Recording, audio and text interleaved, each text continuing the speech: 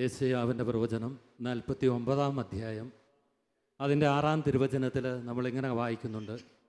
എൻ്റെ രക്ഷ ലോകാതിർത്തി വരെ എത്തുവാൻ നിന്നെ ഞാൻ ലോകത്തിൻ്റെ പ്രകാശമായി നൽകും.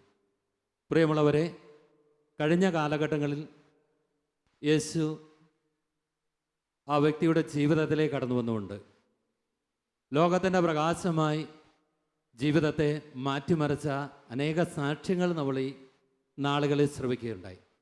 ഇന്ന് നമ്മുടെ അടുത്ത് കർത്താവ് തൻ്റെ ജീവിതത്തിൽ ഇടപെട്ട് ലോകത്തിൻ്റെ പ്രകാശമായി മാറ്റിയ സത്യൻ ഡൊമിനിക് എന്ന സഹോദരനാണ് യേശു അനുഭവം പങ്കുവെക്കാനായിട്ട് കടന്നു വന്നിരിക്കുന്നത്.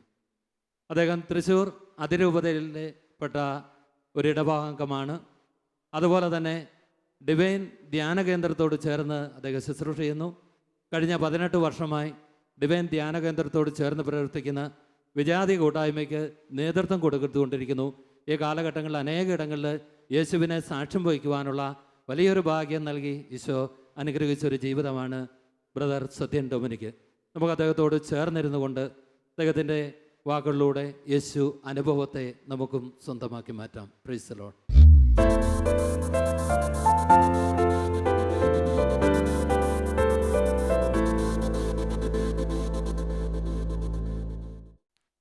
എൻ്റെ പേര് സത്യൻ ഡൊമിനിക്. എനിക്ക് ഭാര്യയും 2 മക്കളുമുണ്ട്. കൊച്ചുമക്കൾ 3 പേരുണ്ട്.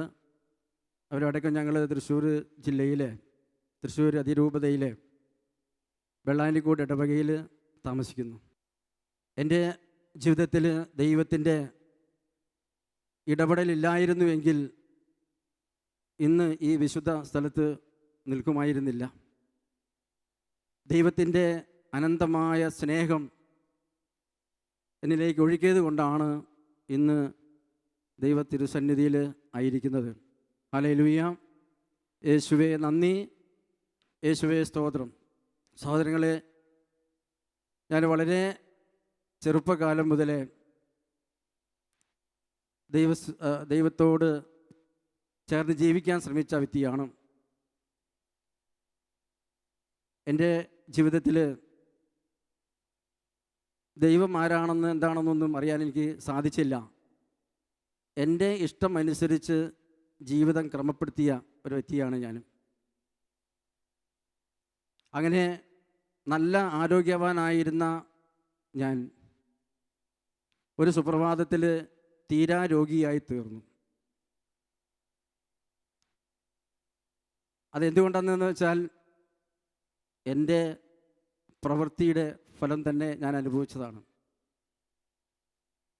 മദ്യപാനത്തിനും മയക്കുമരുന്നിനും അതുപോലെ മറ്റു ദുശീലങ്ങൾക്കും അടിമപ്പെട്ട് ജീവിച്ച ഒരു വ്യക്തിയാണ് ഞാൻ. എന്നിവിടെ എല്ലാ ആവശ്യമില്ലാത്ത കാര്യങ്ങളിലൊക്കെ മുഴുകി ജീവിച്ചു പോയ വ്യക്തിയാണ് ഞാനിപ്പോൾ. ദൈവത്തോട് ഹൃദയം നിറഞ്ഞ നന്ദി രേഖപ്പെടുത്തുകയാണ്. കാരണം ഈ ഭൂമിയിൽ ജീവിക്കാൻ ഒരു സാധ്യതയും ഇല്ലാത്ത വ്യക്തിയായിരുന്നു ഞാൻ. അങ്ങനെ എൻ്റെ ജീവിതത്തിൽ ദൈവം തമ്പുരാൻ ഇടപെട്ട കാര്യങ്ങൾ ഞാൻ നിങ്ങളുമായിട്ട് പങ്കുവയ്ക്കുകയാണ്. നല്ല ആരോഗ്യമുള്ള ശരീരം, അങ്ങനെ ജീവിച്ച് നാളുകൾ വർഷങ്ങളിങ്ങനെ തള്ളി നീക്കി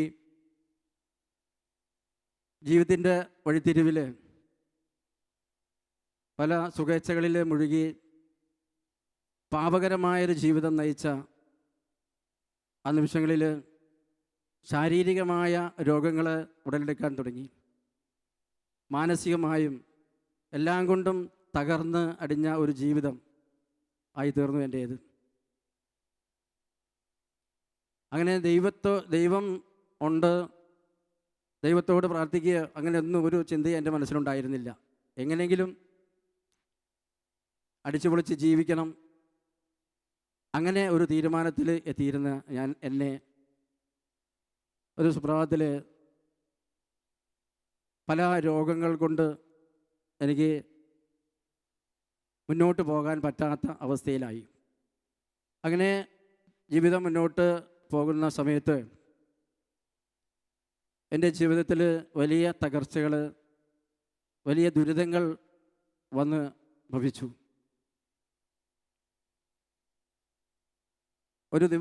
കുറേ ദിവസങ്ങൾ ഇങ്ങനെ, കുറേ മാസങ്ങൾ, വർഷങ്ങൾ ഇങ്ങനെ തള്ളി നീക്കി. രോഗങ്ങൾ എന്താണെന്ന് ആദ്യമൊന്നും പിടികിട്ടിയിട്ടുണ്ടായിരുന്നില്ല. അങ്ങനെ പല ഡോക്ടർമാരെ മാറി മാറി ചികിത്സിച്ചു. എന്നിട്ടും ഒരു കുറവുണ്ടായിട്ടില്ല. അങ്ങനെ എൻ്റെ ജോലി കേരളത്തിലും തമിഴ്നാട്ടിലും കർണാടകയിലൊക്കെ ആയതുകൊണ്ട് ആ മേഖലയിലുള്ള ചെല്ലുമ്പോഴൊക്കെ അവിടെയുള്ള ഡോക്ടർമാരെ കാണിക്കും, മരുന്ന് വാങ്ങിക്കും, മരുന്നിങ്ങനെ കഴിച്ചുകൊണ്ടിരിക്കും. അങ്ങനെ ഒരു 7-8 തരം മരുന്നിന് അഡിക്റ്റായിട്ട് എൻ്റെ ജീവിതം തീർന്നു. അങ്ങനെ ഇരിക്കെ പലരും വന്ന് എന്നോട് ഇങ്ങനെ കാര്യങ്ങൾ പറയാറുണ്ടായിരുന്നു. എവിടെയെങ്കിലും നല്ല സ്ഥലത്തൊക്കെ ഒന്ന് പോകണം, പ്രാർത്ഥനയ്ക്ക് പോകണം, അങ്ങനെയൊക്കെ പറയാറുണ്ട്. ഞാനതൊക്കെ അവഗണിച്ച് മുന്നോട്ട് പോയിക്കൊണ്ടിരിക്കുകയായിരുന്നു. അങ്ങനെ അവസാനം എൻ്റെ ശരീരം മുഴുവനും അസ്ഥികളും ഞരമ്പുകളുമെല്ലാം തളർന്ന് അസ്ഥികളെല്ലാം ഇങ്ങനെ ദ്രവിച്ച് ഇല്ലാതായി. ഭക്ഷണം കഴിക്കാൻ പറ്റുന്നില്ല, ഒന്ന് ഉറങ്ങാൻ പറ്റുന്നില്ല, എഴുന്നേറ്റ് നടക്കാൻ പോലും പറ്റാത്ത അവസ്ഥയിലായി എൻ്റെ ജീവിതം.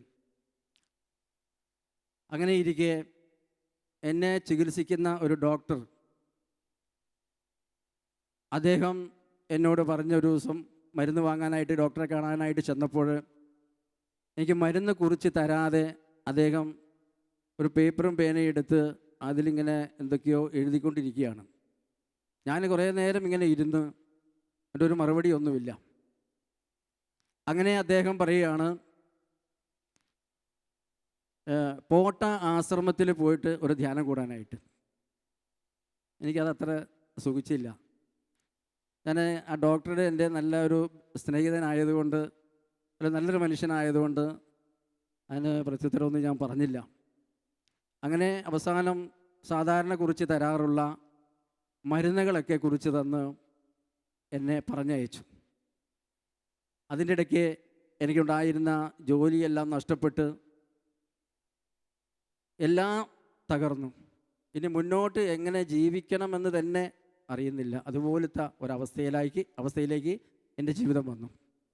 അങ്ങനെ എൻ്റെ വീട്ടിലേക്ക് വന്ന് ഞാൻ ജോലി നഷ്ടപ്പെട്ടപ്പോൾ വളരെയധികം ബുദ്ധിമുട്ട്.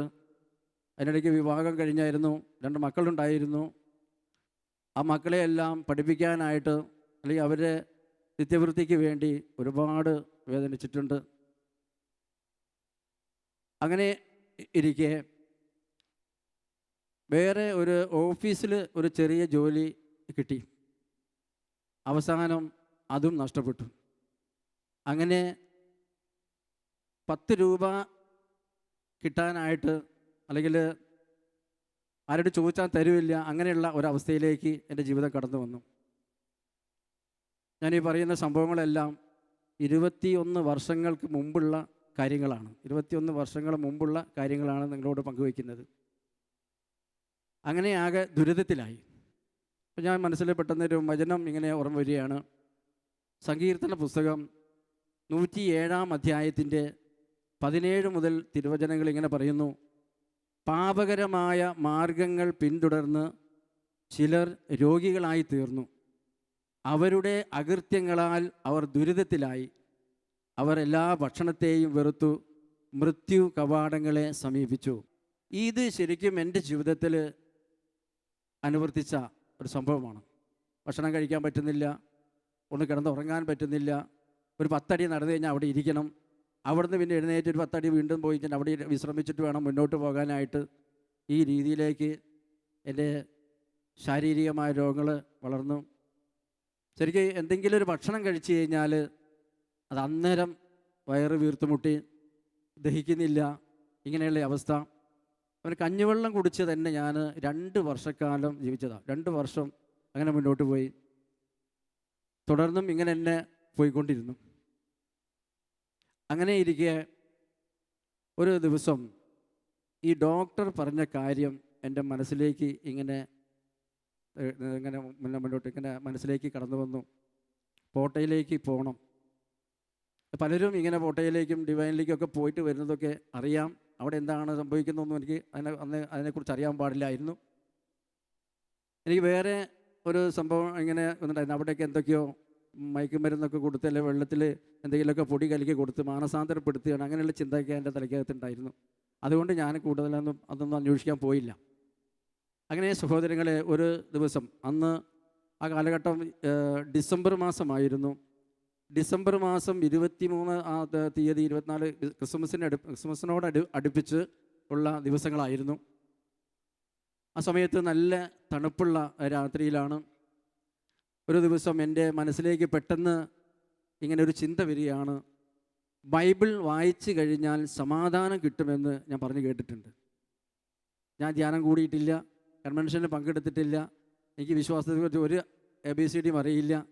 അങ്ങനെ പോകുന്ന ആ സമയത്ത് ആണ് എൻ്റെ ഉള്ളിൽ നിന്ന് ഇങ്ങനൊരു സ്വരം, ബൈബിൾ വായിച്ചാൽ സമാധാനം കിട്ടുമെന്ന് ഞാൻ കേട്ടു.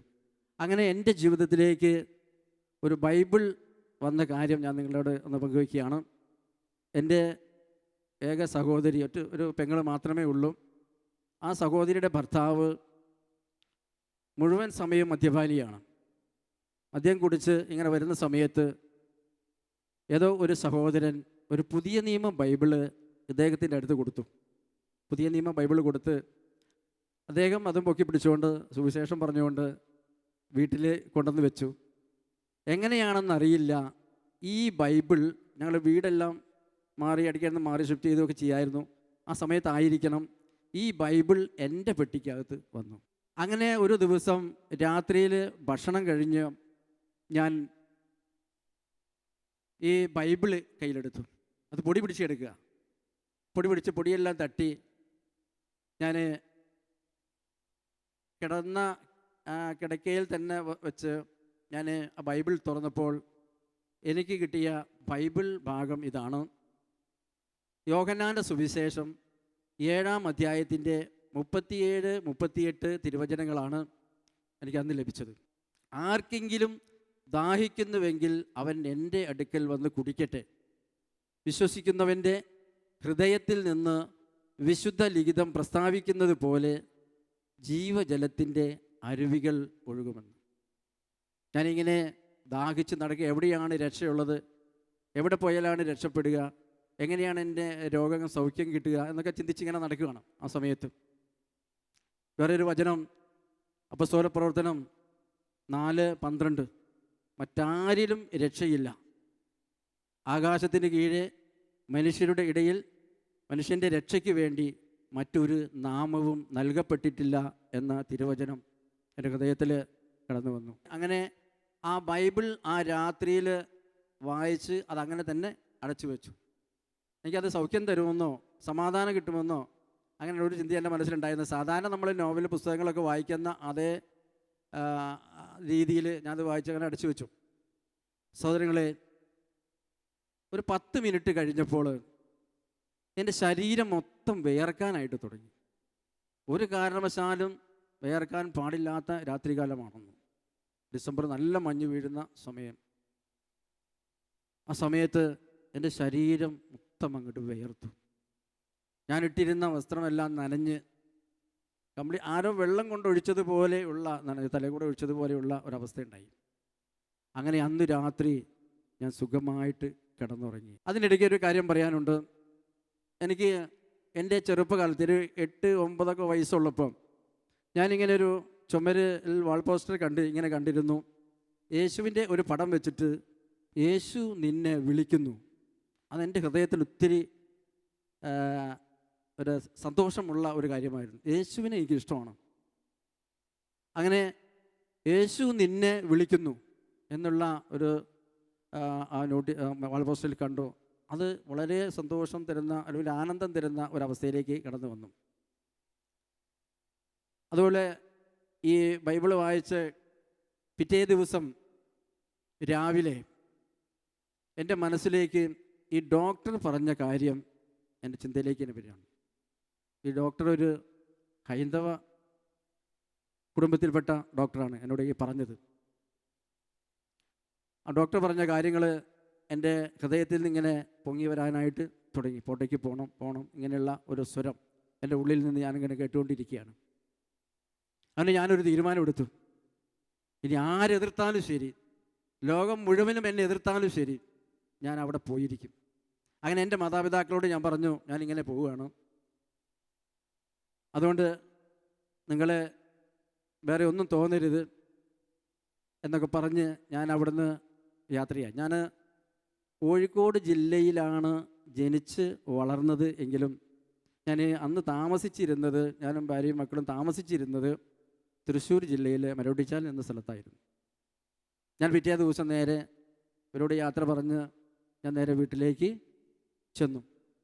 അവിടെ ചെന്ന് ഭാര്യയോട് ഇങ്ങനെ പറഞ്ഞു, ഞാൻ നാളെ പോട്ട ആശ്രമത്തിലേക്ക് പോവുകയാണ്, അവിടെ പ്രാർത്ഥനയിൽ പങ്കെടുക്കാനായിട്ട് ഇങ്ങനെ മനസ്സ് വല്ലാതെ ഇങ്ങനെ മന്ത്രിക്കുന്നു എന്നൊക്കെ പറഞ്ഞ് പിറ്റേ ദിവസം ഞാൻ എൻ്റെ താഴെയുള്ള മകനും, ഇപ്പോൾ അവന് 34 വയസ്സായി, താഴെയുള്ള മകനും എൻ്റെ ഒരു അനുജനുണ്ട്.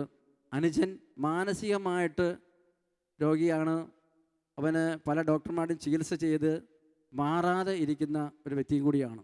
ഞങ്ങൾ 3 പേരും കൂടി 1996 ജനുവരി മാസം കറക്റ്റ് 6-ാം തീയതി ആ പരിപാവനമായ മണ്ണിലേക്ക് ഞങ്ങൾ കടന്നു ചെന്നു. അവിടെ കടന്നു ചെന്നപ്പോൾ സഹോദരങ്ങളെ, ഞാൻ കണ്ട ഒരു തിരുവചന ഭാഗം എനിക്ക് ബൈബിൾ തുറന്നു കിട്ടിയ അതേ വചനം തന്നെയായിരുന്നു. ആർക്കെങ്കിലും ദാഹിക്കുന്നുവെങ്കിൽ അവൻ എൻ്റെ അടുക്കൽ വരട്ടെ, വിശ്വസിക്കുന്നവൻ്റെ ഹൃദയത്തിൽ നിന്ന് വിശുദ്ധ ലിഖിതം പ്രസ്താവിക്കുന്നത് പോലെ ജീവജലത്തിൻ്റെ അരുവികൾ. ആ തിരുവചനം കണ്ട മാത്രയിൽ ഞാൻ അവിടെ സ്തംഭിച്ച് നിന്നുപോയി. എന്തോ എൻ്റെ ശരീരത്തിലൂടെ വലിയ ഒരു പരിവർത്തനം നടക്കുന്നതായിട്ട് എനിക്ക് അനുഭവിച്ചറിയാനായിട്ട് സാധിച്ചു. അങ്ങനെ അന്ന് അവിടെ ആ പ്രാർത്ഥനയിൽ പങ്കെടുത്ത് അന്നാളിലൊക്കെ 30,000, 35,000, 40,000 പേരൊക്കെയാണ് വോട്ടാശ്രമത്തിൽ ശനിയാഴ്ച ദിവസം വരുന്നത്. ആ ശുശ്രൂഷയിൽ പങ്കെടുത്ത് അന്ന് ബഹുമാനപ്പെട്ട മാത്യു നായിക്കമ്പറമ്പിൽ അച്ഛൻ്റെ ശുശ്രൂഷയായിരുന്നു ആദ്യത്തെ ശുശ്രൂഷ. ആ മണിക്കൂറിൽ തന്നെ എൻ്റെ ജീവിതത്തിൽ എല്ലാ മാറ്റങ്ങൾ സംഭവിച്ചുകൊണ്ടിരിക്കുകയാണ്. സങ്കീർത്തന പുസ്തകത്തിൽ ഞാനൊരു വചനം എൻ്റെ മനസ്സിലേക്ക് പെട്ടെന്ന് ഇങ്ങനെ ഓർമ്മ വരികയാണ്. സങ്കീർത്തന പുസ്തകം 90-ാം അധ്യായത്തിൻ്റെ 8-ാമത്തെ തിരുവചനം എങ്ങനെ പറയുന്നു: ഞങ്ങളുടെ അകൃത്യങ്ങൾ അങ്ങയുടെ മുൻപിലുണ്ട്, ഞങ്ങളുടെ രഹസ്യ പാപങ്ങൾ അങ്ങയുടെ മുഖത്തിൻ്റെ പ്രകാശത്തിൽ വെളിപ്പെടുന്നു. ഈ വചനം കേട്ടപ്പോൾ ഞാൻ ഞെട്ടിപ്പോയി. ദൈവമേ, ഞാൻ ചെയ്തു കൂട്ടിയ അതിക്രമങ്ങളൊക്കെ കർത്താവേ, യേശുവേ, നീ എല്ലാം കണ്ടുവല്ലോ എന്നുള്ളൊരു ചിന്ത എൻ്റെ ഉള്ളിലേക്ക് വന്നു. വചനം, ഞങ്ങളുടെ അകൃത്യങ്ങൾ അങ്ങയുടെ മുമ്പിലുണ്ട്, ഞങ്ങളുടെ രഹസ്യ പാപങ്ങൾ അങ്ങയുടെ മുഖത്തിൻ്റെ പ്രകാശത്തിൽ വെളിപ്പെടുന്നു എന്നാണ്. നമ്മൾ ചെയ്ത അകൃത്യങ്ങളൊക്കെ പാപങ്ങളൊക്കെ തമ്പുരാൻ കർത്താവ് കണ്ടുകൊണ്ടിരിക്കുന്നു എന്നാണ് ഇതിൻ്റെ ചുരുക്കം. ഇങ്ങനെ കുറേ തിരുവചനങ്ങൾ കേട്ട് പിന്നെ ഞാൻ ഒത്തിരി ഭാരവുമായിട്ടാണ് ആ ധ്യാനകേന്ദ്രത്തിൽ കടന്നത്. ഹൃദയത്തിലെ ഭാരം, മനസ്സിലെ ദുഃഖം, അപകർഷത, കുറ്റബോധം, ഇങ്ങനെയുള്ള ചില ചിന്തകളൊക്കെ വേട്ടയാടെയാണ്. ഒരു 2 പേരുടെ മുമ്പിൽ സംസാരിക്കാൻ കഴിവില്ല, അവരെ അഭിമുഖീകരിക്കാൻ പറ്റുന്നില്ല, ഫേസ് ചെയ്യാൻ പറ്റുന്നില്ല. ഇങ്ങനെയുള്ള കുറേ പ്രശ്നങ്ങളൊക്കെ എൻ്റെ ജീവിതത്തിലുണ്ടായിരുന്നു. സഹോദരങ്ങളെ, അവിടുന്ന് വചനം വീണ്ടും ഇങ്ങനെ കേട്ടുകൊണ്ടിരുന്നു. മത്തായി 11:28 അധ്വാനിക്കുന്നവരും ഭാരം വഹിക്കുന്നവരുമായ നിങ്ങളെല്ലാവരും എൻ്റെ അടുക്കൽ വരിക, ഞാൻ നിങ്ങളെ ആശ്വസിപ്പിക്കാമെന്ന്. അപ്പോൾ നമ്മുടെ ആശ്വാസം കിട്ടുന്ന തിരുവചനങ്ങൾ ഇങ്ങനെ തുടർച്ചയായിട്ട് ഇങ്ങനെ വന്നുകൊണ്ടിരുന്നു ബഹുമാനപ്പെട്ട മാത്യു നായിക്കമ്പറമ്പിൽ അച്ഛൻ്റെ അധരത്തിലൂടെ. Praise the Lord, hallelujah. ഞാൻ അവിടെ നിന്ന് പൊട്ടിക്കരഞ്ഞ് പ്രാർത്ഥിച്ചു, കണ്ണീരൊഴുകി. എന്തുമാത്രം കണ്ണീര് എൻ്റെ കണ്ണിൽ നിന്ന് ആ മണ്ണിൽ വീണെന്ന് അറിയില്ല. അതുമാത്രം കണ്ണീരുകൾ ഇങ്ങനെ ഉണ്ട്. ഹൃദയത്തിൻ്റെ ഭാരം ഇങ്ങനെ കുറഞ്ഞുകൊണ്ടിരിക്കുകയാണ്. എൻ്റെ ശരീരത്തിൽ മൊത്തത്തിലൊരു മാറ്റം സംഭവിച്ചുകൊണ്ടിരിക്കുന്നു. ഇങ്ങനെയുള്ള അന്ന് പൂർണ്ണമായിട്ടും ആ ശുശ്രൂഷയിൽ പങ്കെടുത്ത് തിരിച്ച് വീട്ടിലേക്ക് വന്നു. വളരെ ഒരു ആശ്വാസം പോലെ ഹൃദയത്തിൽ ഇങ്ങനെ അനുഭവപ്പെടുകയാണ്. സഹോദരങ്ങളെ, ഞാൻ അടുപ്പിച്ച് എനിക്കൊരു കാര്യം എന്തെങ്കിലും ചെയ്യുകയാണെങ്കിൽ അത് ആത്മാർത്ഥമായിട്ട് ചെയ്യണം, അല്ലെങ്കിൽ ഭയങ്കര ബുദ്ധിമുട്ടാണ്. അതുകൊണ്ട് ഞാൻ അടുപ്പിച്ച് 8 ദിവസം ഞാൻ പോട്ടെ ആശ്രമത്തിൽ തന്നെ പോയി. സാമ്പത്തികമായിട്ട് ബുദ്ധിമുട്ട് അനുഭവിക്കുകയാണ്, ജോലിയില്ല, കഷ്ടപ്പാടാണ്, ആരും തരാനില്ല, അങ്ങനെയുള്ള ഒരവസ്ഥയിലാണ്. പണം പൈസയൊക്കെ കടം മേടിച്ചിട്ടാണ് വണ്ടി കൂലിയൊക്കെ കൊടുത്ത് അന്ന് പോയിക്കൊണ്ടിരുന്നത്. അങ്ങനെ 8 ദിവസം പോയി. അവനെ മുട്ടുമേലെല്ലാം നിന്ന് മുട്ടെല്ലാം വേദനിച്ചു തുടങ്ങി. എന്നിട്ടും എനിക്കെന്താ അത് വളരെ ഒരു ആവേശം അങ്ങനെ പോകാനായിട്ട്, എന്നും ഇങ്ങനെ പോകാനായിട്ട് ആവേശത്തോട് ഇങ്ങനെ പോയി. അങ്ങനെ ചിലരൊക്കെ ഇങ്ങനെ പറഞ്ഞു, ഞാൻ പോകുന്ന കാര്യങ്ങളൊക്കെ ചിലരൊക്കെ അറിയാനായിട്ട് തുടങ്ങി. മുൻപോട്ടേക്ക് പോകുന്നുണ്ട്, പ്രാർത്ഥനയ്ക്ക് പോകുന്നുണ്ടെന്നൊക്കെ ഇങ്ങനെ പലരും ഇങ്ങനെ പറയാൻ തുടങ്ങി. അപ്പോൾ എന്നോട് ഇങ്ങനെ ഒരു സഹോദരൻ എന്നോട് ഇങ്ങനെ പറഞ്ഞു, നീ ഒരു സൂത്രം ചെയ്യും, ഡിവൈനിൽ പോയിട്ട് ഒരു താമസിച്ചുള്ള ധ്യാനം കൂടാനായിട്ട് എന്നോട് ഈ സഹോദരൻ പറഞ്ഞു. താമസിച്ചുള്ള ധ്യാനം കൂടണമെങ്കിൽ എൻ്റെ കയ്യിൽ കാശില്ല. 140 രൂപയാണ് അന്നത്തെ അവിടുത്തെ രജിസ്ട്രേഷൻ ഫീസ്. അത് കൊടുക്കാനില്ല. അങ്ങനെ ഞാൻ എൻ്റെ ഒരു സുഹൃത്തിനോട് ഞാൻ ചെന്ന്, എന്നെ ഏറ്റവും അടുത്തറിയാവുന്ന ഒരു സുഹൃത്താണ്, ഞാൻ എല്ലാവരോടും കാശും പിടിക്കാനൊന്നും ഞാൻ പോവുകയില്ല. അങ്ങനെ ഈ സഹോദരനോട്, എൻ്റെ പേര് തന്നെയാണ് അവന് സത്യൻ, ഞാൻ അദ്ദേഹത്തോട് ഞാൻ പണം ചോദിച്ചു. പണം അന്നേരം തന്നില്ല. അന്ന് വൈകിട്ട്, ശനിയാഴ്ചയാണ്, അന്ന് വൈകിട്ട് വീട്ടിലേക്ക് കൊണ്ടു തന്നു. 180 രൂപ എൻ്റെ കയ്യിൽ തന്നിട്ട് പറഞ്ഞു, ഇത് തിരിച്ച് തരണ്ടായിരുന്നു. അപ്പോൾ എനിക്ക് ഭയങ്കര അത്ഭുതം തന്നിരുന്നു. അന്നത്തെ കാലത്തൊക്കെ കാശ് മേടിച്ചാൽ എങ്ങനെയെങ്കിലും പിടിച്ച് മേടിക്കാമെന്നുള്ള ആഗ്രഹക്കാരാണ് എല്ലാവരും ഉള്ളത്. പക്ഷേ ആ സഹോദരൻ പറഞ്ഞ അന്ന് പൈസ തരണ്ട. അങ്ങനെ ഞാൻ പിറ്റേ ദിവസം രാവിലെ, ഞായറാഴ്ച രാവിലെ നേരെ കുളിച്ച് ഞാൻ ബാഗൊക്കെ എടുത്ത് നേരെ എഴുന്നേറ്റ് നടക്കാൻ വയ്യ, ആകെ എവിടെയെങ്കിലും വീണ് മരിക്കും. ഞാൻ എൻ്റെ ജീവിതം ഇന്ന് വരെ തിരിച്ച് കിട്ടുന്ന ഒരിക്കലും പോലും ഞാൻ ചിന്തിച്ചിട്ടില്ല. ഞാൻ എത്രയോ പ്രാവശ്യം ആത്മഹത്യ ചെയ്യാൻ ഒരുങ്ങിയ വ്യക്തിയാണ്, എത്രയോ പ്രാവശ്യം. എന്തിനാണ് ഇങ്ങനെ ഈ ജീവച്ചവം പോലെ ഈ ഭൂമിയിൽ ജീവിച്ചിട്ട് എന്താ കാര്യം? ആർക്കും ഒരു ഉപകാരമില്ല, ജോലി ചെയ്യാൻ പറ്റുന്നില്ല, ആകെ പ്രശ്നങ്ങളാണ്, മക്കളെ നോക്കാൻ പറ്റുന്നില്ല, മാതാപിതാക്കളെ പ്രശ്നങ്ങൾ, ഇതൊക്കെ അങ്ങനെ ആലോചിച്ച് പല പ്രാവശ്യം ഞാൻ ആത്മഹത്യക്ക് ചിന്തിച്ചിട്ടുണ്ട്. സഹോദരങ്ങളെ, എൻ്റെ പൊന്നു തമ്പുരാൻ അതിന് അനുവദിച്ചില്ല. അങ്ങനെ സഹോദരങ്ങളെ, ഡിവൈനിൽ ധ്യാനത്തിന് പോയി 2 ദിവസമൊക്കെ ഞാനിങ്ങനെ കടിച്ചു പിടിച്ചിരുന്ന്, എനിക്ക് അവിടെ ഇരിക്കാൻ പറ്റുന്നില്ല, എഴുന്നേറ്റ് പുറത്തേക്ക് പോകണം. അവിടുത്തെ നിബന്ധനകളൊക്കെ വായിച്ച് നോക്കി, അവർ ബോർഡ് വെച്ചിട്ടുണ്ട്, പുറത്തേക്ക് പോകാൻ പറ്റിയല്ല. അന്ന് ആ ധ്യാനത്തിന് 8000 പേരോളം ഏകദേശം അതിന് പങ്കെടുക്കുന്നുണ്ട്, ആ ധ്യാനത്തിൽ പങ്കെടുക്കുന്നുണ്ട്. പ്രാരംഭ ധ്യാനത്തിൽ ഞാൻ ആദ്യമായിട്ട് ധ്യാനത്തിന് പോവുക. എൻ്റെ ജീവിതത്തിൽ ആദ്യമായിട്ടാണ് ഞാൻ ഈ സംഭവം ചെയ്യുന്നത്. അങ്ങനെ അവിടെ ചെന്നിരുന്ന് 2 ദിവസമൊക്കെ തള്ളി നീക്കി. 3-ാമത്തെ ദിവസം ഇങ്ങനെ ചെറുതായിട്ട് ഇങ്ങനെ ശരീരത്തിലൊരു സുഖം അനുഭവപ്പെട്ട് തുടങ്ങാം. അപ്പം എന്ന് വെച്ചാൽ എൻ്റെ അവസ്ഥ എങ്ങനെയാ വെച്ചാൽ, ഒരു അസ്ഥികളെല്ലാം ഷർട്ടൊക്കെ ഊരി കഴിഞ്ഞാൽ ഈ വാരിയലിലെല്ലാം ഇങ്ങനെ എണ്ണി എടുക്കാം, അതുപോലെ അങ്ങനെ ആയിട്ട് കിടക്കുക, ശരീരം ക്ഷീണിച്ചിട്ട് ഭക്ഷണം കഴിക്കാൻ പറ്റുന്നില്ല, ഉറങ്ങാൻ പറ്റാത്ത അവസ്ഥ, അങ്ങനെയൊക്കെയാണ്. അവിടെ ചെന്ന് ആദ്യത്തെ ദിവസം ആദ്യത്തെ ഒരു ദിവസം എൻ്റെ അടുത്ത് ഒരാൾ വന്നിരിക്കുന്നതായിട്ട്, രാത്രിയിൽ എല്ലാവരും ഉറങ്ങിയതിന് ശേഷം ഒരാൾ എൻ്റെ കയ്യിൽ വന്നിരുന്ന് എഴുന്നേറ്റ് പോയി. ഇതാരോ വന്നതാണെന്ന് എൻ്റെ ധാരണ, അതിന് കിടക്കുന്ന ആരെങ്കിലും വന്നിരുന്നതാണ്. അതായത് ദൈവമായ കർത്താവായിരുന്നു എൻ്റെ അടുത്ത് വന്നിരുന്നത്. സ്റ്റേജിൽ ബഹുമാനപ്പെട്ട വൈദികർ കയറുമ്പോഴും മറ്റ് ബ്രദേഴ്സ് കയറുമ്പോഴൊക്കെ കണ്ണടച്ച് പ്രാർത്ഥിക്കാൻ പറയും. ഞാൻ കണ്ണടയ്ക്കില്ല. കാരണം ഞാൻ പല രാജ്യങ്ങളൊക്കെ കറങ്ങി അടിച്ചില്ല. ഈ കണ്ണടച്ച് പ്രാർത്ഥിക്കുന്ന സമയത്ത് എന്തെങ്കിലും കാര്യങ്ങൾ ഇവരൊക്കെ ചെയ്തു കഴിഞ്ഞാൽ അറിയാൻ പോകുന്നില്ല, അതുകൊണ്ട് ഞാൻ കണ്ണടയ്ക്കില്ല. അങ്ങനെ 4-ാമത്തെ ദിവസം ബഹുമാനപ്പെട്ട ജോർജ് പനക്കലച്ചൻ്റെ ആരാധനാ സമയമായിരുന്നു. വിശുദ്ധ കുർബാന ഇതുപോലെ അൾത്താരയിൽ എഴുന്നള്ളിച്ച് വെച്ച് ആരാധന നടക്കുന്നു. ബ്രദർ ആൻ്റണി ബ്രദർ പാട്ടുപാടി ദൈവത്തെ സ്തുതിപ്പിക്കുന്നു. ഘോഷാരവത്താൽ ജനങ്ങളിങ്ങനെ ആർത്തട്ടഹസിച്ച് സ്തുതിച്ചുകൊണ്ടിരിക്കുന്നു. ഞാനും സ്തുതിക്കുന്നുണ്ട്, പക്ഷേ കണ്ണടയ്ക്കുന്നില്ല. ആ സമയത്ത് ബഹുമാനപ്പെട്ട ജോർജ് പനക്കലച്ചന് പലരുടെയും പേരുകൾ വിളിച്ചു പറഞ്ഞു. ഇന്നയാളെ കർത്താവ് സുഖപ്പെടുത്തുന്നു, ഇന്നയാളെ പനി കർത്താവ് എടുത്തു മാറ്റുന്നു, ഇന്നയാളുടെ മുഴ കർത്താവ് മാറ്റുന്നു, ഇങ്ങനെയുള്ള രോഗശാന്തികളൊക്കെ ഇങ്ങനെ പറയാനായിട്ട് തുടങ്ങിയപ്പോൾ ഞാനിങ്ങനെ ചിന്തിച്ചു, ഇതെങ്ങനെ അച്ഛനതൊക്കെ വിളിച്ച് പറയുന്നൊക്കെ ഇങ്ങനെ ആ കുരുട്ട് മനസ്സിൽ ഇങ്ങനെ ചിന്തിച്ചുകൊണ്ടിരിക്കുകയാണ്. തലയ്ക്കകത്ത് വേറെ പല കാര്യങ്ങളുണ്ട്, അവിടേക്ക് എന്തൊക്കെയോ മസ്മോറിസം നടക്കുന്നു, എന്തൊക്കെയോ തട്ടിപ്പും പരിപാടി നടക്കുന്നുണ്ടെന്ന് അതും എൻ്റെ തലയ്ക്കകത്തുണ്ട്. പക്ഷെ നന്നാകുകയും വേണം. അങ്ങനെ ആ ആരാധനാ സമയത്ത് ഒരു 11 മണി കഴിഞ്ഞ്, ഏകദേശം ഒരു 11 മണി കഴിഞ്ഞപ്പോൾ എൻ്റെ കണ്ണ് പെട്ടെന്ന് അങ്ങനെ അടഞ്ഞുപോയി. പെട്ടെന്ന് അടഞ്ഞുപോയി. ആരോ വന്ന് തുറന്ന് അടച്ച പോലെ ഉണ്ട്. അടഞ്ഞ മാത്രയിൽ ഞാൻ ദർശിച്ചത് വിശുദ്ധ കുർബാനയിൽ നിന്ന്, അൾത്താരയിൽ എഴുന്നള്ളിച്ച് വെച്ചിരുന്ന വിശുദ്ധ കുർബാനയിൽ നിന്ന് ഒരു മനുഷ്യൻ ഇങ്ങനെ ഇറങ്ങി വരുന്നു. വെളുത്ത സുമുഖനായ നല്ല ഒരു ചെറുപ്പക്കാരൻ, നല്ല ശരീരം, ഒത്ത വടിവ്, ഉയരം, നല്ല ഒരു ഒത്ത ശരീരം ഉള്ള ഒരു മനുഷ്യൻ. അച്ഛന്മാരിടുന്ന ലോക പോലത്തെ ഒരു ലോകയൊക്കെ ഇട്ടിട്ടുണ്ട്. ഒരു ഷാളിങ്ങനെ, ചുമന്ന ഒരു ഷാളിങ്ങനെ ചുമലിൽ കൂടെ ഇട്ടിട്ടുണ്ട്. അതിങ്ങനെ വലിച്ചിട്ട് അവിടുന്ന് ഇറങ്ങി കരങ്ങൾ ഉയർത്തിക്കൊണ്ട് എൻ്റെ അടുത്തേക്ക് ഇങ്ങനെ നടന്നു വരികയാണ്. ഞാനതിങ്ങനെ നോക്കിക്കൊണ്ടിരിക്കുക, കണ്ണടച്ചിട്ടുണ്ട്. എൻ്റെ ഭവനെ ഞാൻ അങ്ങനെ കണ്ടുകൊണ്ടിരിക്കുകയാണ്. അപ്പോൾ ഇങ്ങനെ ഇറങ്ങി വന്ന് അപ്പോൾ പനക്കലച്ചൻ അവിടെ ഇങ്ങനെ വിളിച്ചുകൊണ്ടിരിക്കുക, ഓരോന്നിങ്ങനെ രോഗശാന്തികൾ വിളിച്ച് പറഞ്ഞുകൊണ്ടിരിക്കുന്നുണ്ട്.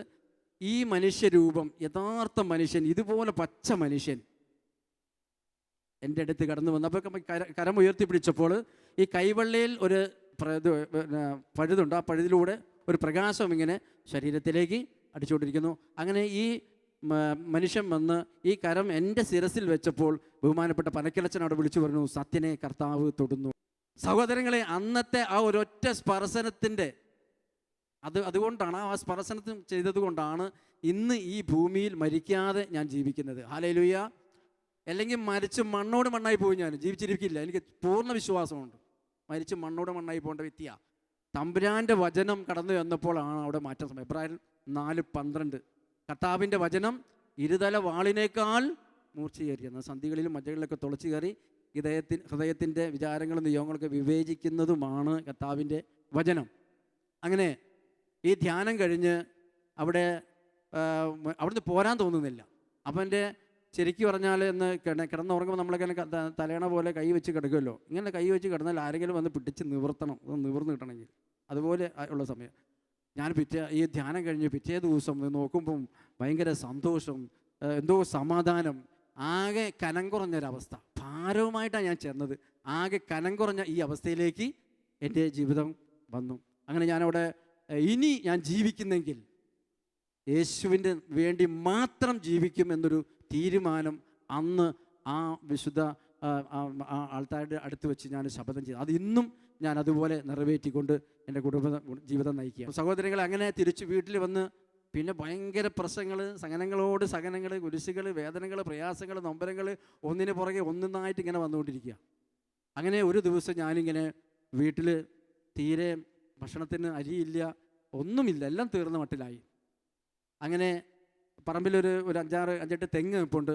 ആ തെങ്ങിൽ നാളികേരം മൂത്തോ എന്നറിയാൻ വേണ്ടിയിട്ട് ഞാൻ വീടിൻ്റെ അകത്ത് നിന്ന് പുറത്തേക്ക് ഇറങ്ങി ഇങ്ങനെ മുകളിലേക്ക് നോക്കിയപ്പോൾ 2 മാലാഖമാർ ആകാശത്ത് നിന്ന് ഇങ്ങനെ ചിറകടിച്ച് ഉയരുന്നത് ഞാൻ കണ്ടു. 2 മാലാഖമാർ. രണ്ടാമത് നോക്കിയപ്പോൾ പിന്നെ കാണാനില്ല. അവിടെ പല സ്ഥലത്തും ഞാൻ പരന്ന് നോക്കിയപ്പോൾ അവിടെ ഒന്നും കാണാനില്ല. അങ്ങനെ മാലാഖമാരെ കണ്ട് ആ സമയം മുതൽ എനിക്ക് എൻ്റെ മനസ്സിൻ്റെ ഈ ബുദ്ധിമുട്ടുകൾ, അതായത് ഭക്ഷണമില്ല, അതുകൊണ്ട് കുട്ടികളെ പഠിപ്പിക്കണം, ഇങ്ങനെയുള്ള പ്രശ്നങ്ങളൊക്കെ എൻ്റെ ഹൃദയത്തിൽ നിന്ന് വിട്ടുപോയി ആ സമയം മുതൽ.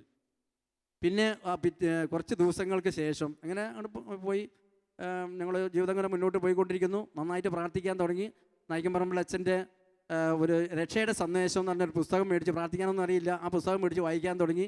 ജപമാല ചൊല്ലാനായിട്ട് ആ ഒരു കൊച്ചു പുസ്തകം വാങ്ങി ജപമാല ചൊല്ലാനായിട്ട് ആരംഭിച്ച് അങ്ങനെ പ്രാർത്ഥനയിൽ മുഴുകിക്കൊണ്ടിരുന്നപ്പോൾ ഒരു ദിവസം ഉച്ചയ്ക്ക് ഞാനിങ്ങനെ ഒറ്റയ്ക്കാണ് വീട്ടിലുള്ളത്. ഭാര്യയും കുട്ടികളെല്ലാം പുറത്തേക്ക് പോയതാണ്. ആ സമയത്ത് എൻ്റെ മുറിക്കകത്ത്, ഞാൻ കിടക്കുന്ന മുറിക്കകത്ത് നട്ടുച്ചയ്ക്ക് 12-1 മണി സമയത്താണ് ഒരു കുരിശുമരം വലിച്ചുകൊണ്ട് ഒരു മനുഷ്യൻ വികൃതമായ രീതി, മുഖമെല്ലാം വികൃതമായിരിക്കുന്നു, ശരീരമെല്ലാം അടിച്ച് രക്തമെല്ലാം ഒലിക്കുന്നു, മാംസ കഷ്ണങ്ങളെല്ലാം ഇങ്ങനെ വീണ് തൂങ്ങിക്കിടക്കുന്നു, കണ്ണിൻ്റെ കൃഷ്ണമണിയെല്ലാം ഇങ്ങനെ തള്ളി നിൽക്കുന്നു. ഇങ്ങനെയുള്ള ഒരു മനുഷ്യരൂപത്തെ ഞാൻ കണ്ടു. ആ മനുഷ്യരൂപം എന്നോട് ഇങ്ങനെ പറഞ്ഞു, എനിക്ക് ദാഹിക്കുന്നു. ഇങ്ങനെ 3 പ്രാവശ്യം ഇങ്ങനെ പറഞ്ഞ് അപ്രത്യക്ഷമായി. ആ സമയം മുതൽ തീഷ്ണമായ ആഗ്രഹം, ബൈബിൾ പഠിക്കണം, ബൈബിൾ വായിക്കണം, വചനം പഠിക്കണം, വചനം പ്രഘോഷിക്കണം എന്നുള്ളൊരു തീവ്രമായ ആവേശം എൻ്റെ ഹൃദയത്തിൽ കടന്നു വന്നു. അങ്ങനെ ബൈബിൾ കോളേജിൽ ചേർന്ന് ഞാൻ 45 ദിവസത്തെ കോഴ്സിൽ ബൈബിൾ കോളേജിൽ ചേർന്ന് ഞാൻ പഠിച്ചു. ബൈബിൾ പഠിക്കാനൊന്നും പറ്റുമൊന്നുമില്ല, ബൈബിളിൻ്റെ ചില കാര്യങ്ങളൊക്കെ ഒന്ന് മനസ്സിലാക്കാമെന്ന് മാത്രം. ബൈബിൾ പഠിക്കുന്നെങ്കിൽ ദൈവത്തിൻ്റെ പരിശുദ്ധാത്മാവ് നമ്മളിൽ ഉണ്ടായിരിക്കണം, അപ്പോഴേ ബൈബിൾ പഠിക്കാൻ വചനമൊക്കെ പറയാനായിട്ട് നമുക്ക് സാധിക്കുകയുള്ളൂ. ദൈവത്തിൻ്റെ ഒരു വചനം മനസ്സിലേക്ക് പെട്ടെന്ന് ഇങ്ങനെ ഓർമ്മ വരുന്നത് ഇങ്ങനെയാണ്. സങ്കീർത്തന പുസ്തകം 139 അധ്യായത്തിൻ്റെ 16 തിരുവചനം ഇങ്ങനെ പറയുന്നു: എനിക്ക് രൂപം ലഭിക്കുന്നതിന് മുൻപ് തന്നെ അവിടുത്തെ കണ്ണുകൾ എന്നെ കണ്ടു. എനിക്ക് നിശ്ചയിക്കപ്പെട്ടിട്ടുള്ള നാളുകൾ ഉണ്ടാകുന്നതിന് മുൻപ് തന്നെ അങ്ങയുടെ പുസ്തകത്തിൽ അവ എഴുതപ്പെട്ടു. എന്നെക്കുറിച്ചും നിങ്ങളെക്കുറിച്ചൊക്കെ എഴുതപ്പെട്ട വചനമാണ്. നമ്മൾ വിചാരിക്കുന്ന എല്ലാം നടക്കുന്നത് ദൈവം ആഗ്രഹിക്കുന്നതേ നമ്മുടെ ജീവിതത്തിൽ സംഭവിക്കുകയുള്ളൂ. Praise the Lord, hallelujah. ഇങ്ങനെ തിരുവചനങ്ങൾ ഓരോന്നോരോന്നേരം ഇങ്ങനെ കിട്ടാൻ തുടങ്ങി. പുറപ്പാടിൻ്റെ പുസ്തകത്തിൽ 15 അധ്യായം അതിൻ്റെ 16 തിരുവചനങ്ങളാണ് ഇങ്ങനെ പറയുന്നത്: ഞാൻ കരം നീട്ടി നിന്നെയും ജനത്തെയും മഹാമാരിയാൽ പ്രഹരിച്ചിരുന്നുവെങ്കിൽ നീ ഇതിനകം ഭൂമിയിൽ നിന്ന് തുടച്ച് നീക്കപ്പെടുമായിരുന്നു. എൻ്റെ ശക്തി നിനക്ക് കാണിച്ചു തരാനും അങ്ങനെ എൻ്റെ നാമം ലോകം മുഴുവൻ പ്രഘോഷിക്കപ്പെടാനും വേണ്ടിയാണ് ഞാൻ നിന്നെ ജീവിക്കാൻ അനുവദിച്ചത്. ഇന്നൊരു ദിവസം ദൈവം അനുവദിച്ചതാണ്. ഓരോ ദിവസവും ദൈവം അനുവദിച്ചിട്ടാണ് നമ്മൾ ജീവിക്കുന്നത്. Price the Lord, hallelujah. യേശുവേ നന്ദി. അങ്ങനെ സഹോദരങ്ങളെ, നാളുകളൊക്കെ ഇങ്ങനെ വിട്ടുപോയി, വീണ്ടും പ്രശ്നങ്ങളും തകർച്ചകളൊക്കെ ഉണ്ടെങ്കിലും ദൈവം അനന്തമായിട്ട് ഇങ്ങനെ പരിപാലിച്ചു പോന്നു, ഒന്നിനും കുറവില്ലാതെ. സങ്കീർത്തനം 34:10: സിംഹക്കുട്ടികൾ ഇര കിട്ടാതെ വിശന്ന് വലഞ്ഞേക്കാം, എന്നാൽ കർത്താവിൽ ആശ്രയിക്കുന്നവർക്ക് ഒന്നിനും കുറവുണ്ടാകുകയില്ല. ഈ തിരുവചനമാണ്. ഈ വചനങ്ങൾ നമ്മൾ പ്രയാസങ്ങൾ വരുമ്പോൾ, പ്രശ്നങ്ങൾ വരുമ്പോൾ, രോഗങ്ങൾ ദുരിതങ്ങൾ വരുമ്പോൾ ആ വചനം വെച്ച് പ്രാർത്ഥിച്ച് വിശ്വാസത്തോടുള്ള പ്രാർത്ഥന രോഗിയെ സുഖപ്പെടുത്തുന്നതാണ് കർത്താവിൻ്റെ വചനം പറയുന്നത്. വിശ്വാസത്തോടുകൂടി പ്രാർത്ഥിച്ച് ഇങ്ങനെ മുന്നേറിക്കൊണ്ടിരിക്കുക. അതിൻ്റെ ഇടയ്ക്ക് പല തകർച്ചകളും പ്രശ്നങ്ങളും ദുരിതങ്ങളും പ്രയാസങ്ങളൊക്കെ കടന്നു വന്നിട്ടും തമ്പുരാൻ നമ്മുടെ കൂടെയുണ്ട്. ഭയപ്പെടേണ്ട, ഞാൻ നിന്നോട് കൂടെയുണ്ട്. നമ്മുടെ കൂടെയുണ്ട് കർത്താവ്. സംഭ്രമിക്കേണ്ട, ഞാനാണ് നിൻ്റെ ദൈവം. ഞാൻ നിന്നെ ശക്തിപ്പെടുത്തുകയും സഹായിക്കുകയും ചെയ്യുന്ന ഒരു ദൈവം എൻ്റെ കൂടെയുണ്ടെന്നുള്ള ഉത്തമ വിശ്വാസത്തോടു കൂടിയാണ് ഈ അൾത്താരയിൽ കയറി നിൽക്കുന്നത്. ഹല്ലേലൂയ. യേശുവേ നന്ദി, യേശുവേ സ്തോത്രം. അങ്ങനെ ജീവിതം മുന്നോട്ട് പോയിക്കൊണ്ടിരിക്കെ ബൈബിൾ കോളേജ് എൻ്റെ പഠനമെല്ലാം കഴിഞ്ഞ് നേരെ ഞാൻ ഡിവൈൻ ധ്യാനകേന്ദ്രത്തിൽ ഒരു ശുശ്രൂഷയ്ക്ക് വേണ്ടി അവിടുത്തെ ശുശ്രൂഷ ചെയ്യുന്ന ഒരു ബ്രദർ എന്നെ അവിടെ ശുശ്രൂഷയ്ക്ക് ആക്കി. കുട്ടികളുടെ വിഭാഗത്തിൽ മധ്യസ്ഥ പ്രാർത്ഥനയ്ക്ക് അവരെ പരിചരിക്കുന്ന ഒരു ശുശ്രൂഷയാണ് എനിക്ക് ആദ്യമായിട്ട് കിട്ടിയത്. ഞാനത് സന്തോഷത്തോടെ സ്വീകരിച്ച് ആ ശുശ്രൂഷ ഞാൻ ആത്മാർത്ഥമായി ചെയ്തു. ഒരു സുപ്രഭാതത്തിൽ ആ ശുശ്രൂഷ നഷ്ടപ്പെട്ട് പിന്നീട് എന്നെ ദൈവം കൈപിടിച്ച് നിർത്തിയത് ഡിവൈൻ ഫെല്ലോഷിപ്പ് എന്ന ഇപ്പോഴത്തെ ഞാൻ ചെയ്യുന്ന കൂട്ടായ്മയിലാണ്. ആ കൂട്ടായ്മയുടെ ഉത്തരവാദിത്വമായിട്ട് ആ ശുശ്രൂഷയായിട്ട് മുന്നോട്ട് പോകുന്നു. ദൈവത്തിൻ്റെ വചനം കഴിയാവുന്നിടത്തൊക്കെ ചെന്ന് അവരുമായിട്ട് സംസാരിച്ച്, ഇത് ദൈവത്തെ അറിയാത്ത ചില വ്യക്തികളൊക്കെ ഉണ്ട്, അവരുമായിട്ട് സംസാരിച്ച് അവരെ ദൈവസ്നേഹം കൊണ്ട് പറഞ്ഞ് മനസ്സിലാക്കി അവരെ ദൈവത്തിങ്കിലേക്ക് അടുപ്പിക്കുന്ന ഒരു ശുശ്രൂഷ ചെയ്യാനായിട്ട് തുടങ്ങി. ഹല്ലേലൂയ. ആ കൂട്ടായ്മയ്ക്ക് പേര് ഡിവൈൻ കൂട്ടായ്മ എന്നാണ്. ഡിവൈൻ ധ്യാനകേന്ദ്രത്തിൻ്റെ കീഴിൽ പ്രവർത്തിക്കുന്ന കത്തോലിക്ക സഭയോട് ചേർന്ന് സഭയുടെ പഠനങ്ങളും പാരമ്പര്യമൊക്കെ അനുസരിച്ച് മുന്നോട്ട് പോകുന്ന കൂട്ടായ്മയാണ്. അധികാരികളോട് ചേർന്ന് ഇപ്പോൾ അതിൻ്റെ ആ കൂട്ടായ്മ രൂപപ്പെടുത്തിയത് ബഹുമാനപ്പെട്ട ജോർജ് പനക്കലച്ചനാണ്. അച്ഛനിപ്പോൾ ഇവിടെ ഇല്ലാത്തതുകൊണ്ട് അതിൻ്റെ എല്ലാ കാര്യങ്ങളും നോക്കുന്നത് ഇപ്പോൾ ഡിവൈൻ ധ്യാനകേന്ദ്രത്തിൻ്റെ ഡയറക്ടറായിട്ട് സേവനമനുഷ്ഠിക്കുന്ന ശുശ്രൂഷ ചെയ്യുന്ന ബഹുമാനപ്പെട്ട മാത്യു ഇലവിങ്കിൽ അച്ഛനാണ്. അച്ഛൻ്റെ നിർദ്ദേശമനുസരിച്ചാണ്, അച്ഛൻ്റെ പ്രാർത്ഥന വഴിയാണ് ഞങ്ങൾ ഈ ശുശ്രൂഷകളൊക്കെ ചെയ്യുന്നത്. Price the Lord, hallelujah. യേശുവേ നന്ദി. അങ്ങനെ സഭയോട് ചേർന്ന് ഈ ശുശ്രൂഷ ചെയ്യുമ്പോൾ നമ്മൾ വിളിക്കപ്പെട്ടത് കർത്താവിന് വേണ്ടി വേല ചെയ്യാനാണ്. മത്തായി 6:33 നമ്മൾ വായിക്കുന്നുണ്ട്. ആദ്യം അവിടുത്തെ രാജ്യവും നീതിയും അന്വേഷിക്കും, ബാക്കിയെല്ലാം നിങ്ങൾക്ക് കൂട്ടിച്ചേർത്ത് തരുമെന്ന് ദൈവം തമ്പുരാൻ്റെ വാഗ്ദാനമാണ്. ഈ വാഗ്ദാനത്തിൽ നമ്മൾ വിശ്വസിക്കുമ്പോഴാണ് നമുക്ക് എല്ലാ കാര്യങ്ങളും നടന്നു കിട്ടുന്നത്. ഇപ്പോൾ സഹോദരങ്ങളെ, ദരിദ്രനായി ജീവിച്ചിരുന്ന, തകർന്ന് തരിപ്പണമായി ജീവിച്ചിരുന്ന, ഒരു പ്രത്യാശയുമില്ലാതെ ജീവിച്ചിരുന്ന, ഈ ഭൂമുഖത്തിന് എത്ര നാൾ ജീവിക്കുമെന്ന് ഒരുറപ്പുമില്ലാതിരുന്ന സമയത്ത് 21 വർഷമായിട്ട് ഞാനിന്ന് ജീവിച്ചുകൊണ്ടിരിക്കുകയാണ്. Praise the Lord, hallelujah. യേശുവേ നന്ദി. ദൈവത്തിന് അസാധ്യമായിട്ട് ഒന്നുമില്ല എന്ന സത്യം നമ്മൾ മനസ്സിലാക്കി. നമ്മൾക്ക് പിന്നെ പ്രശ്നങ്ങൾ വരുമ്പോൾ, പ്രതിസന്ധികൾ വരുമ്പോൾ, വേദനകൾ വരുമ്പം, രോഗങ്ങൾ വരുമ്പം നെട്ടോട്ടം ഓടേണ്ട ആവശ്യമില്ല. ദൈവസന്നിധിയിൽ നമ്മുടെ ഹൃദയത്തെ വെടുപ്പാക്കി ആ വചനം വീണ്ടും ഒരിക്കലും കൂടി ഓർമ്മ വരികയാണ്. പാപകരമായ മാർഗങ്ങൾ പിന്തുടർന്ന് ചിലർ രോഗികളായിത്തീരുന്നു, അവരുടെ അകൃത്യങ്ങളാൽ അവർ ദുരിതത്തിലായി. അപ്പം എങ്ങനെ നമ്മളെ അകൃത്യങ്ങൾ കൊണ്ടാണ് ഞാൻ ദുരിതത്തിലായത്. ഞാൻ 13 വയസ്സ് മുതൽ മദ്യപാനം തുടങ്ങി. 13-14 വയസ്സിലൊക്കെ മദ്യപാനം തുടങ്ങിയതാണ്. ഒരു ചെറിയ കുടിക്കാരൻ, വലിയ ഓർമ്മ കുടിക്കാരനൊന്നുമല്ല, ഒരു ചെറിയ തോതിലുള്ള കുടിയൊക്കെ ഉണ്ടായി. പുകവലിക്കുന്ന സ്വഭാവം ഉണ്ടായിരുന്നു, കഞ്ചാവ് വലിക്കുന്ന സ്വഭാവം ഉണ്ടായിരുന്നു. ഇങ്ങനെ നാക്കെടുത്താൽ അസഭ്യ സംഭാഷണമാണ് എൻ്റെ നാവിനകത്ത് വരിക. ദൈവമേ, ഇപ്പോൾ ഇത്ര വർഷങ്ങളായിട്ട് വളരെ കർത്താവിൻ്റെ വചനം അനുസരിച്ച് ജീവിക്കാൻ ഇങ്ങനെ ആഗ്രഹിച്ചുകൊണ്ടിരിക്കുകയാണ്, ഇങ്ങനെ തത്രപ്പെട്ടുകൊണ്ടിരിക്കുകയാണ്. ദൈവത്തിൻ്റെ വചനം അനുസരിച്ച് ജീവിക്കാനായിട്ട്. ദൈവത്തിൻ്റെ വചനം ഒരിക്കലും മാറ്റം സംഭവിക്കുന്നില്ല സഹോദരങ്ങളെ. അത് സജീവമാണ്, ഊർജ്ജസ്വലമാണ്. സജീവമാണെന്ന് പറഞ്ഞാൽ നമ്മുടെ ഇടയിൽ സജീവമായിട്ടുണ്ട്, ഊർജ്ജസ്വലമാണ്. ഒരു നേരം ഭക്ഷണം കഴിച്ചില്ലെങ്കിലും നമുക്കൊരു കുഴപ്പം സംഭവിക്കുന്നില്ല. ഹല്ലേലൂയ.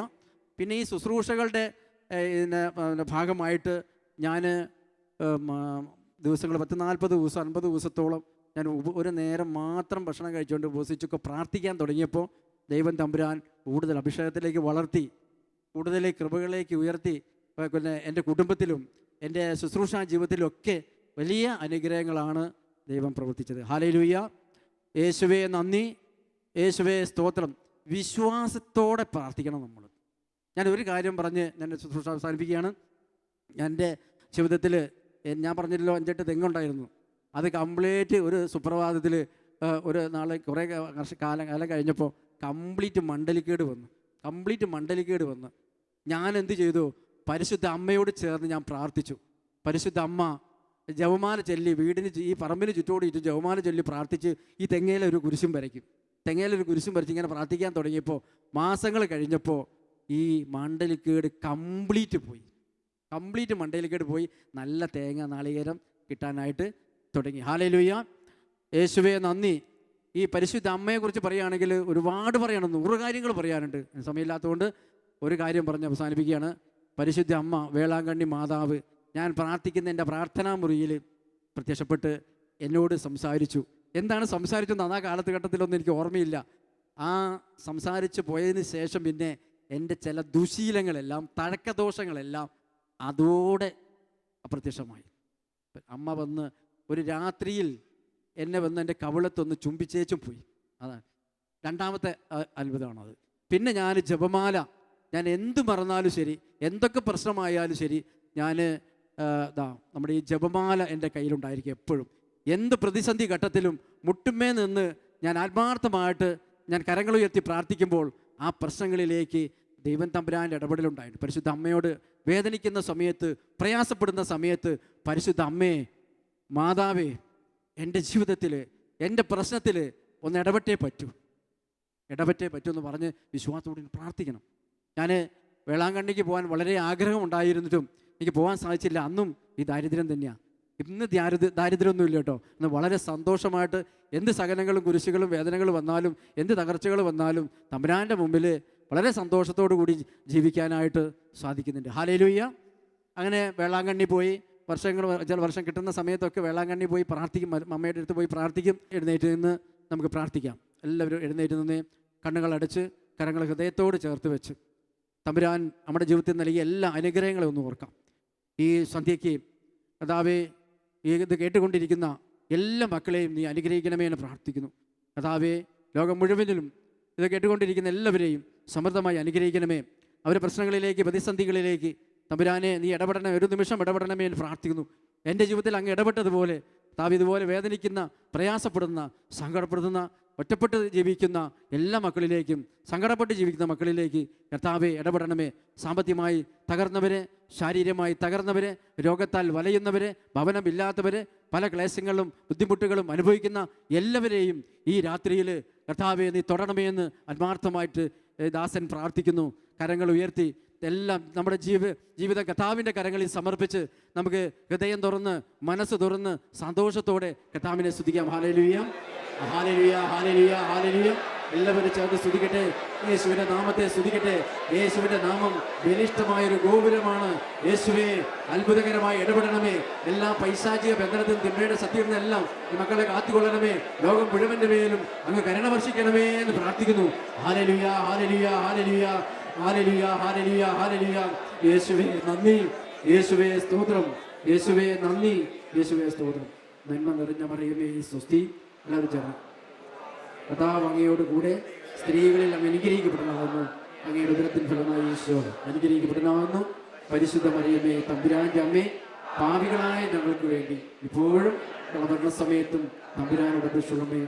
ആമേൻ.